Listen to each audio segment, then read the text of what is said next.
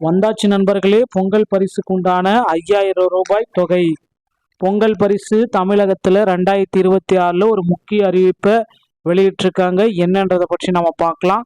பொதுமக்களின் வீடுகளுக்கே சென்று பொங்கல் பரிசு வழங்கப்பட இருக்கிறது. பொங்கல் பரிசு யாருக்கெல்லாம் வழங்க போறாங்க? வீட்டுக்கே சென்று பொங்கல் தொகுப்பை வழங்க போறாங்களா என்னன்றதை பார்க்கலாம். ரொக்க பணத்துடன் பொங்கல் பரிசு வீட்டுக்கே விநியோகம் செய்யப்படுகிறதா என்னென்ற தகவலை இந்த ஒரு வீடியோல உங்களுக்கு கிளியரா சொல்ல போறேன். நீங்க நம்முடைய சேனலை முதல் முறையா பாக்குறீங்க அப்படின்னா மறக்காம ஒரு சப்ஸ்கிரைப் அண்ட் பெல்ல கிளிக் பண்ணி வச்சுக்கோங்க.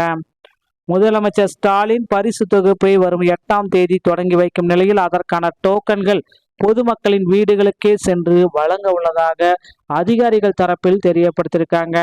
பொங்கல் பண்டிகையை முன்னிட்டு அரசு சார்பில் ரேஷன் கார்டுதாரர்களுக்கு பொங்கல் பரிசு தொகுப்பு வழங்கப்பட உள்ளது. இந்த தொகுப்பில் பச்சரிசி, சர்க்கரை, கரும்பு, முந்திரி, உலர் திராட்சை, ஏலக்காய் உள்ளிட்ட பரிசு தொகுப்புடன் ரொக்க பணமும் வழங்கப்படலாம் என்று எதிர்பார்ப்புகள் அதிகரித்து கொண்டே இருக்கிறதுங்க.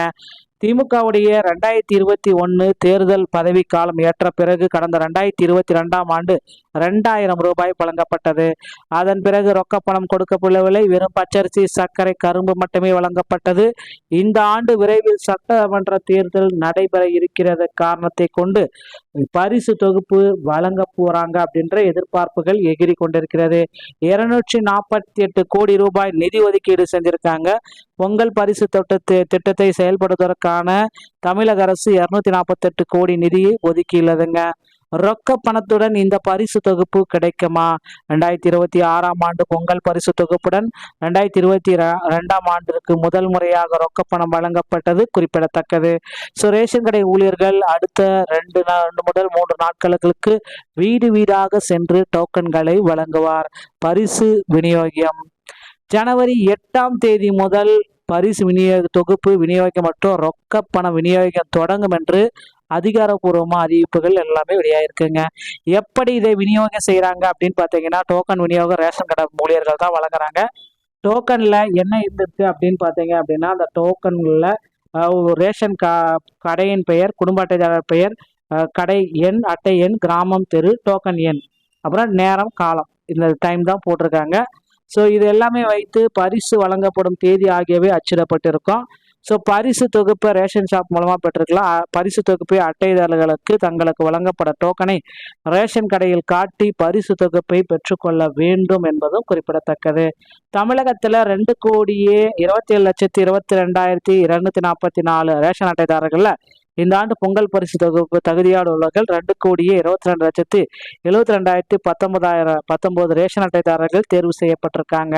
அதையும் ஒரு குறிப்பிடத்தக்க ஒரு விஷயம். 2.22 கோடி பயனாளிகள் இதில் ரெடியாக இருக்காங்க இந்த ரேஷன் அட்டைகளை. இது குறித்து செய்தியாளர்களிடம் பேசிய கூடுதல் அதிகாரிகள் ரேஷன் கார்டுதாரர்களுக்கு இந்த மாதம் வழங்கக்கூடிய சர்க்கரை, அரிசி போன்றவைகள் எல்லாமே வந்துவிட்டது. மீதி புதிய அந்த பரிசு தொகுப்புகள் எல்லாமே ரெடி ஆகிட்டு இருக்கு. அது வந்த உடனே விநியோகத்தை நாங்கள் ஆரம்பிச்சிடுவோம். டோக்கன்கள் இன்னும் ஒரு சில தினங்கள்ல அவங்களுடைய வீட்டுக்கு போயிடுவோம் அப்படின்றதையும் குறிப்பிடுறாங்க. பொங்கல் பரிசை பொறுத்தவரை எல்லாருமே எதிர்பார்க்குற அந்த ஒரு அறிவிப்பு என்ன அறிவிப்பு அப்படின்றதான் இப்போ எல்லார் மத்தியிலுமே கேள்விக்குறியா இருக்கு. என்ன சார் இந்த பொங்கல் பரிசுல என்னதான் அப்படி இருக்கு? பொங்கல் பரிசு நான் பெற்றணுமா? என்ன விதிமுறைகள் நான் பின்பற்றணும் அப்படின்னு எல்லாமே குழப்பத்தை ஆழ்த்தி இருக்கு அப்படின்னு சொல்லலாம் இந்த பொங்கல் பரிசு. கிட்டத்தட்ட பொங்கல் கிஃப்ட் வந்து பார்த்தீங்கன்னா 5000 ரூபாய் கண்டிப்பாக கொடுக்க போறாங்க. அரசு தரப்புல இருந்து 5000 ரூபாய் 100% கொடுக்க போறாங்க. இதற்கான அப்டேட் வந்து ரெடி ஆயிட்டு இருக்கு மக்களே. அரசு தரப்புல இந்த 5000 ரூபாய்க்கு உண்டான டோக்கன்கள் அனைத்துமே ஆங்காங்கே இருக்கிற ரேஷன் கடைதாரர்கள் மூலமாக இந்த டோக்கன்களை நீங்கள் பெற்றுக்கொள்ளலாம் என்ற அறிவிப்பும் வந்திருக்குங்க. இந்த பொங்கல் பரிசு குறித்த அடுத்தடுத்த அப்டேட்டுகளை தெரிஞ்சுக்கணும்னு நினைச்சீங்கன்னா நீங்கள் நம்மளுடைய சேனலோட இணைந்திருங்கள். மீண்டும் ஒரு நல்ல தகவலோட நான் உங்களை சந்திக்கிறேன். நன்றி, வணக்கம், தேங்க்யூ.